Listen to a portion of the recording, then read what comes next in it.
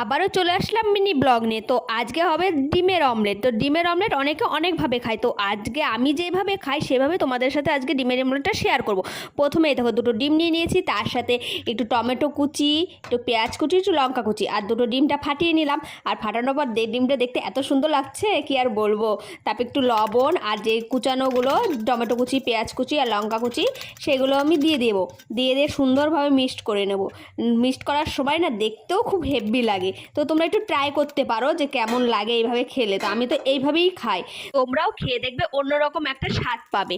তো প্রথমে আমি সর্ষের তেলটা দিয়ে দিচ্ছি, আর আমি সর্ষের তেলটা দিয়ে ডিমের অমলেট করে খাই, কারণ হচ্ছে সর্ষের তেলের যে ঘ্যানটা থাকে বা ঝাঁঝটা সেটা খুবই ভালো লাগে। অনেকে আবার রিফাইন তেলটাও খেতে পারো, কোনো অসুবিধা নেই। তারপরে এই দেখো ডিমের অমলেটটা আমার হয়ে গেছে। এইভাবে পেঁচিয়ে নেব ডিমের অমলেটটা। তো আমি তো এইভাবেই খাই। তো তোমাদের কেমন লাগলো একটু জানিও, আর আশা করি খুবই ভালো লাগবে। টাটা।